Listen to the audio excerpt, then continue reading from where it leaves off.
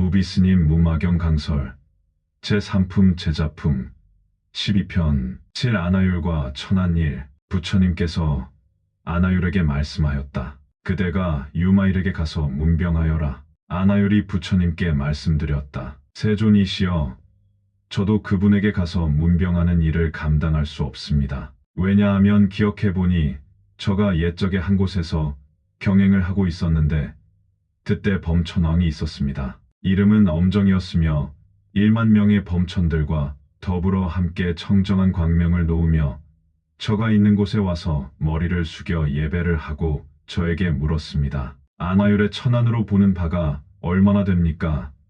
한데 저가 곧 대답하였습니다. 어진이여, 저는 석가모니 부처님의 국토인 삼천대 천세계 보기를 마치 손바닥에 있는 안마륵 과일을 보는 것과 같다. 라고 하였습니다. 강설 부처님께서 다음에는 아나율에게 문병가기를 부촉하였다. 아나율은 잠을 자지 않고 공부를 하다가 실명하여 대신에 천안통을 얻은 스님이다. 그래서 유마거사와의 대화도 천안과 관계 있는 내용이다. 어느 날 범왕이 범천의 무리들을 데리고 광명을 놓으면서 아나율에게 와서 천안으로 볼 수 있는 범위를 물었다. 아나율은 저는 석가모니 부처님의 국토인 삼천대 천세계 보기를 마치 손바닥에 있는 안마륵 과일을 보는 것과 같다. 라고 하였다. 다시 말해서 지구를 손바닥에 올려놓은 밤토를 보듯이 한다는 뜻이다. 요즘의 발달한 과학이나 천문학의 능력으로는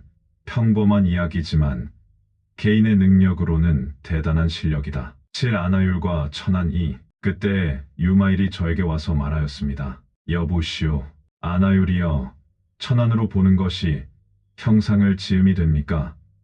형상을 지음이 없습니까?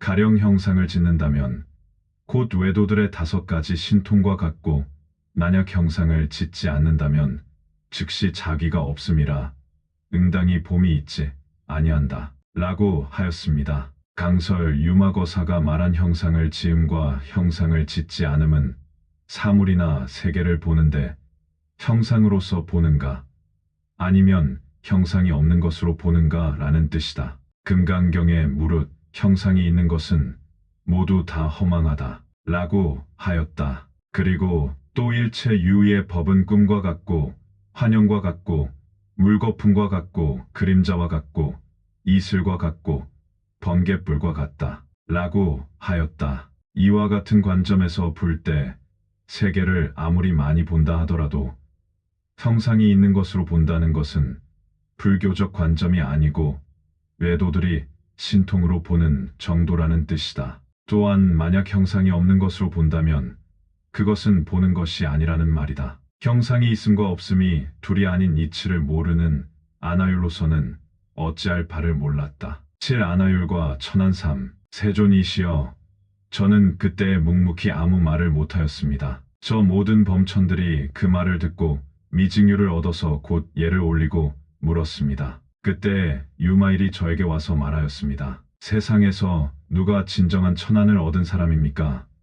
유마일이 말하였습니다. 부처님 세존이 참다운 천안을 얻은 분입니다. 항상 삼매에 있어서 모든 부처님의 국토를 다 보되 2가지 모양이 아닌 것으로 본다. 라고 하였습니다. 이에 엄정범왕과 그리고 그 권속 500범천들이 모두 최상의 깨달음에 대한 마음을 내어서 유마일의 발에 예배하고 나서 후련히 사라졌습니다. 그러므로 저도 그분에게 가서 문병하는 일을 감당할 수가 없습니다. 강설 2분의 법거량이 결국은 부처님의 견해로 돌아왔다. 부처님은 삼매에 있으면서 모든 세계를 다 보지만 있음과 없음의 2가지 모양이 아닌 것, 즉 유무를 초월한 유무의 견해로 본다는 것이라고 설명하였다. 그 말을 듣고 범왕과 500명의 범천들이 모두 최상의 깨달음에 대한 마음을 내었다. 이러한 전력이 있는 아나율로서는 아무리 생각해도